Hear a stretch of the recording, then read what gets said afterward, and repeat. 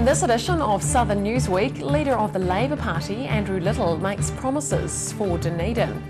Those in Dunedin welcome a patch of warmer weather, and a celebration of a good life lived well brings mountain bikers from across the globe.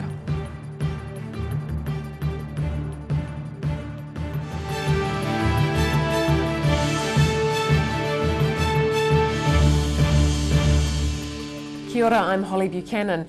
Labour leader Andrew Little has promised Labour will establish a centre of digital excellence in Dunedin. The MP made the announcement this week at the Innovate HQ. He also expanded on his State of the Nation address. It was an opportunity for Andrew Little to answer the question, does Labour care about the business economy outside of Auckland and Wellington? Little brought in a captive audience to Innovate HQ, mostly from the IT sector, to make his big announcement. He says Labour will establish a chair of computer gaming at Otago University, set up a gaming incubator with a motion capture studio, and provide funding to attract more people to the city. Little promises the program, called Code, will offer jobs and breathe life into the Dunedin economy. Having a centre of digital excellence makes sense in Dunedin because there's already an industry here in terms of certainly a software gaming industry. There's good businesses here. What they need is support and assistance and promotion to move up to the next level. Those listening in expressed confidence in the future of the gaming sector in Dunedin. With the support proposed today, who knows where this could go? This could become a genuine international hub of serious games development, and that's really cool. However, not everyone agreed with Labour's distribution of regional funding. Yeah, it's a very cool venture. In terms of priorities, there are probably other things that could do with the money first. Mr Little's visit coincided with Prime Minister Bill English's announcement that the general election will be held in 8 months' time on the 23rd of September. Roselle LeBone, The South Today. The Dunedin City Council and Cobb & Co have signed a conditional agreement for the lease of part of the Dunedin railway station. It's for a restaurant, which would include a controversial new outdoor deck. At the recent hearing, 27 public submissions on the proposal were considered. Opinions of tourists and locals still divided today as plans on the new restaurant deck at Dunedin railway station are finally signed off. It will be convenient for people to visit here since they can have lunch or have a coffee. Well, if it sort of looks nice, if it not looks a like square box, no way. You don't want it to be a square box? No way. I like the old Cobb & Co, the Cobb & Co look, you know, the traditional Cobb & Co New Zealand starting the colony look. Modern or... If it's modern decoration, maybe it's not quite good. I'm Roselle LeBone. Work is set to begin here at the northern end of Dunedin's railway station on the new Cobb & Co restaurant deck after a lease was signed this morning by the Dunedin City Council and the restaurant. The proposal was the subject of a public hearing on Monday, with those in favour of the new 150 square metre deck saying it would encourage tourism in the area. Critics argued the deck would spoil an area of public green space and detract from the beauty of the railway station. Tamara Jansen, a director of Sweet Station Limited, a cafe at the railway station, told The South Today Cobb & Co moving in meant her rent would double if she wanted to stay in the same location. Dunedin City Council property manager Kevin Taylor disputes this claim. No, rent hasn't doubled. She's entered commercial terms there with us when she entered into the lease, and we've just completed a rent review with her, and it's a commercial contract between us and the tenant. Taylor says now the lease and resource consents for the Cobb & Co restaurant are signed off, the next stage of the development can begin. We are now going into development phase, so the franchisees have completed all their design work and are ready to engage with contractors. The proposed term of the lease for the deck area is 10 years. Roselle LeBone, The South Today. Dunedin residents enjoyed a rare fine break in the weather recently, but the Met Service warns it won't last. Stormy weather comes our way. However, meteorologist Tom Adams says don't blame it on climate change. Dunedin residents took to the beaches and the streets today. After all, on the one day of summer so far this year, working's for the birds. I'm Roselle LeBone and I'm here with tourists and locals at the 28-degree high of a Dunedin summer day. Summer's been a long time coming.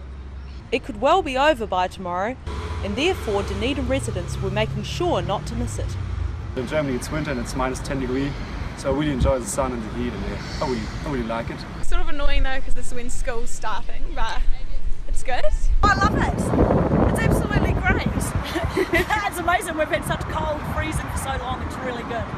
What do you think about all signs that tomorrow is going to be a complete turnaround? Oh, of course it will be. That's the way our weather goes in Dunedin. This convenience store ran out of milkshakes. And this Subway in Princess Street even ran out of ice. And our air conditioning doesn't work, and it's really a struggle right now to be working in these conditions. But as predicted, by midday the bright skies were already giving way to grey. But Dunedin certainly is particularly changeable because being stuck out on the coast like that, down the far south, as fronts do come through particularly quickly. There's certain effects like that increase the change temperature as the front goes through. You know, you still get what's called foreign heating with the wind coming over the ranges, but the southerlies, when they come up to Dunedin, haven't really interacted with much land, so it can be a particularly sudden change there. Adams says the changeable weather is not a recent phenomenon. I look back to 1923 when in Musselburgh there was a single day that got 229 millimetres of rain. To put it into context, that's almost double what Dunedin has had in the whole of January so far this year. A cold front set to hit this evening is to end Dunedin's golden weather for now.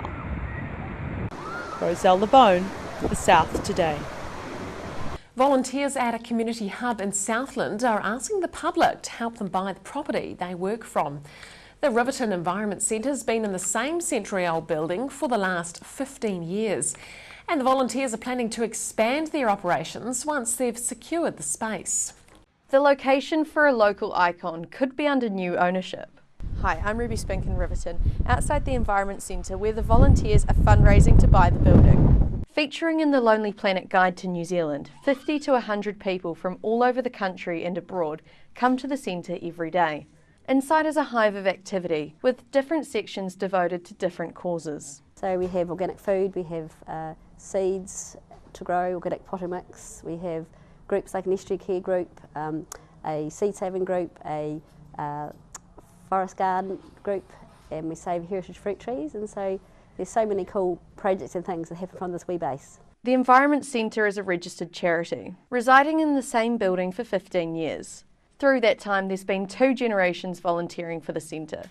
Now they're looking to buy the building. $75,000 is not too expensive, and if we tried to build a brand new building, it will cost thousands, and it's really nice to save. This is a 1908 building, so really nice to save it and honour that heritage as well. Guyton says the volunteers plan to build a double garage out back for a seed growing project and build the mezzanine floor into a reading room with a view of the estuary.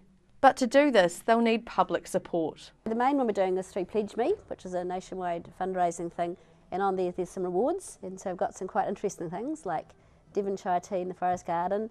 Also we've got these lovely big beams here. That's a space someone can donate money to us. They can have their name or their business name or their favourite quotation on it, and so we just launched that yesterday at 12 o'clock, and we've got exactly 1 month to raise the $75,000, as well as our own efforts with our groups putting some money in, and we've got a barn dancer Saturday night. The Pledge Me page launched yesterday and already has nearly $3,000 donated towards the project. I'm Ruby Spink for The South Today. Queenstown is proving a popular destination for mountain bikers from all around the world. Local, national and international mountain bikers recently gathered in the resort for the McGazza Festival. It was all about celebrating the life of local rider Kelly McGarry and launching a foundation in his name. 200 to 300 mountain bikers gathered over the weekend in Queenstown for 3 things: to shred together, remember late mountain biking legend Kelly McGarry, and to launch his foundation. Megaza Festival organiser Fraser Gordon says Queenstown's mountain biking community is growing hugely, boosted by the Skyline mountain biking track. I think you could probably thank Megaza a lot for that and his profile, you know, and he was the sort of guy that would, he was so friendly and outgoing, and people wanted to come to New Zealand, they wanted to shoot his home trails, and I think it's a pretty big deal in New Zealand. Among the big international names who were in town for the weekend was third world ranking freeride mountain biker Carson Storch. It's special to me to be here and to ride for Megaza in his hometown with all his friends. Queenstown's local Tony Moore began mountain biking in the 80s and has been a part of the sport's rapid growth ever since. New Zealanders are reflected really well. When these visitors all come here, the reason they want to live here and get magneted is because the New Zealand mountain bike culture, very inclusive, not exclusive. It's very open and warm and genuine and quite open. And I think that's, there's not a lot of xenophobia, you know, where, oh, you're into bikes too, cool, come on in. Mountain bike lover turned professional coach Kat Sweet says more and more women are getting into mountain biking. Seeing a huge amount of women competing and participating and being part of the sport. And the thing I really love to see is that women are bringing other women along with them. The mountain biking community is ever growing in New Zealand. Having spoken to a lot of mountain bikers and trainers and people from all around the world, it seems like this sport is growing by the day. Reporting from Queenstown's Gondola, I'm Mina Amso for the South Today. After the break on Southern Newsweek, Bentley drivers touring the country make a stop in Dunedin, and we learn more about the very valuable plant tucked away in the Teviot Valley.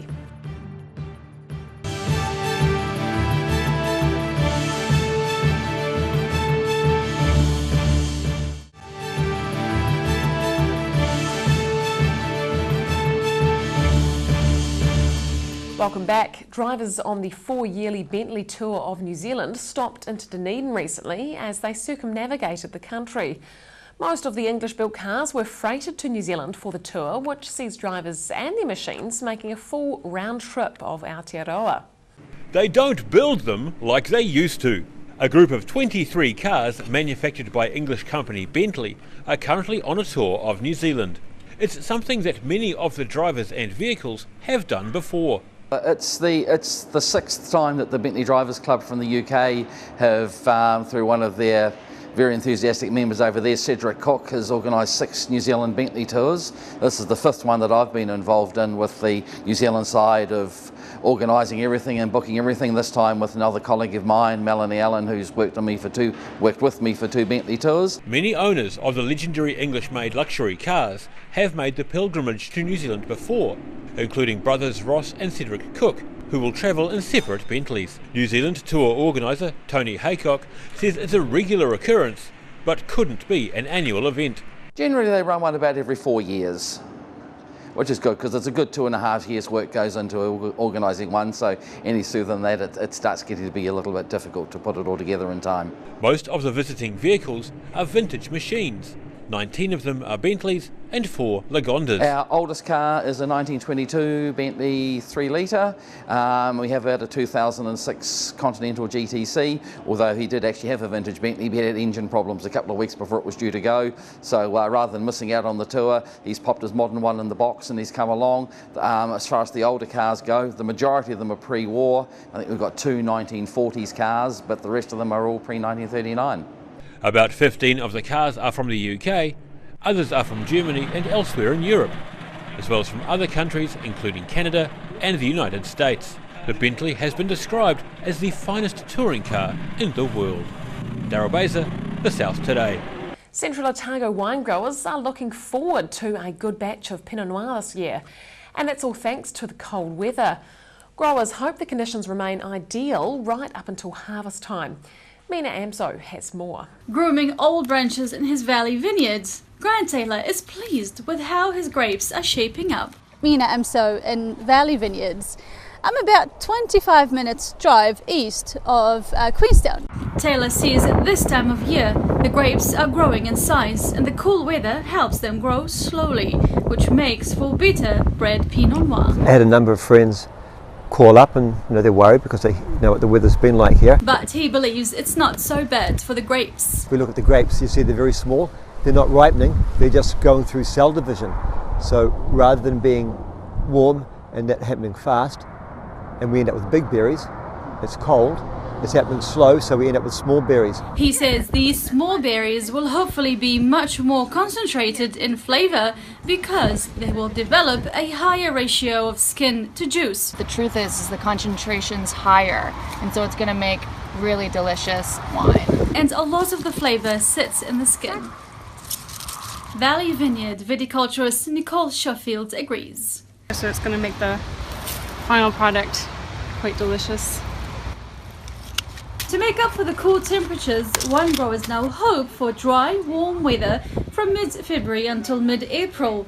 That's when the grapes ripen and develop their flavours, ready to be picked by mid-April. Nina Amso, The South Today. In a small patch of the Teviot Valley, a very valuable plant is being harvested. A new 1.2 hectare plot of saffron has been added to the Wynyard estate, nearly quadrupling its output. And the growers say production of the extravagant spice is well ahead of schedule. Teviot Valley saffron growers Wendy King and Graham Strong always plan to expand their premium grade saffron production on this land in central Otago, and it seems they're well ahead of schedule. Our current plot that we have been harvesting, we produced just under 2 kilos of saffron in 2016, and this year we would be looking at nearly 3 times that amount, going up to 8 kilos in this current one that we're moving into now. So yeah, very exciting. King says it appeals to a customer looking to add something special to their cooking. It's amazing because it adapts to your foods. It's a culinary delight. It has its own flavour sensation. When you work with it correctly, it's just an amazing result that you'll get with your food. Every kilo of the unique spice can be worth up to $30,000 thanks to the high demand worldwide. The corms require a huge amount of manual labour, and King says there's not enough saffron grown around the world. And central Otago's climate is perfect for it. Dee Karen, The South Today. After the break on Southern Newsweek, a street art work currently underway speaks of our need for thoughtfulness as the world changes before our eyes. And wet weather did nothing to stop people flocking to the Colourburst event in Queenstown recently.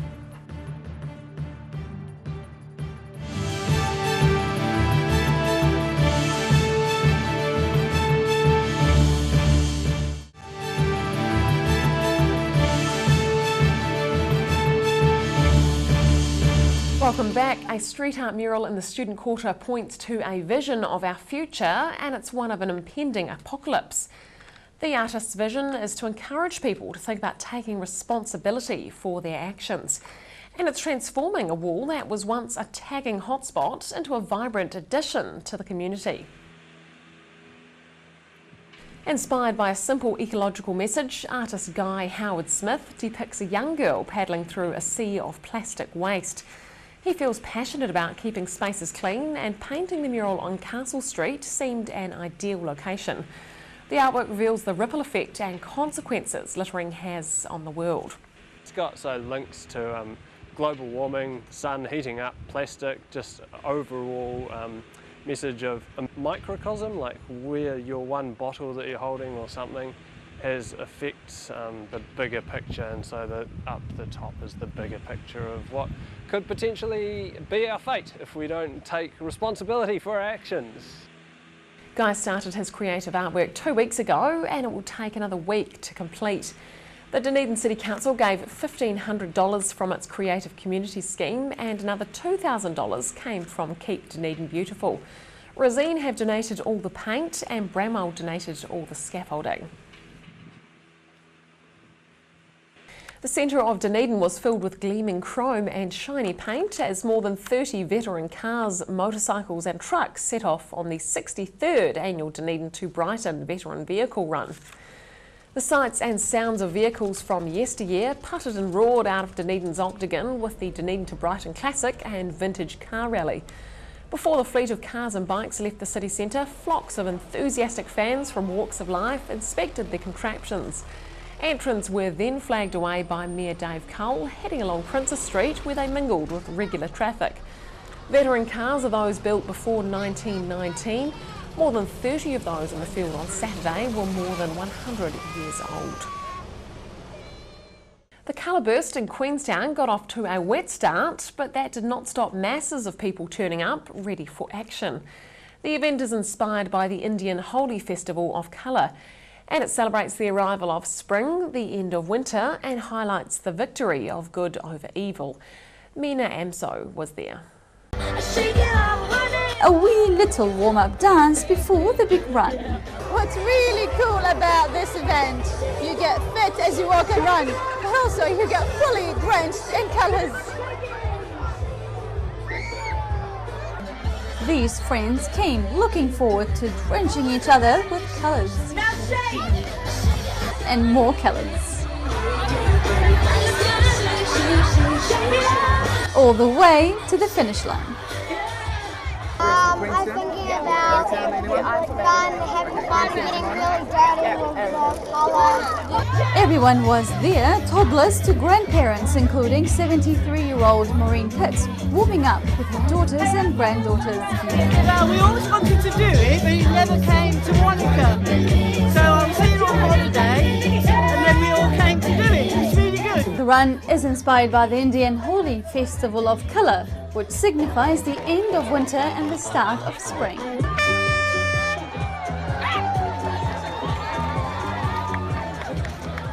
I'm stoked, absolutely stoked. I just said to Tash, who organises it with me, I said, it honestly went perfectly. Like, we are so happy.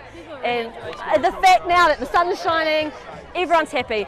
You look around and everyone's got a big smile on their face, which is why we do it, you know? I was always on my bucket list because I love colours and, you know, running. How was the run? Amazing! Are you from Queenstown? Monica! Really? Yeah. Wow, you came all the way for this? Yeah. Good job. Did you enjoy it? Yes! Amazing. Mina Amso, The South Today. And that's all for this edition of Southern Newsweek.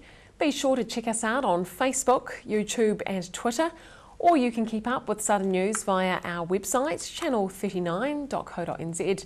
I'm Holly Buchanan. Thanks for watching.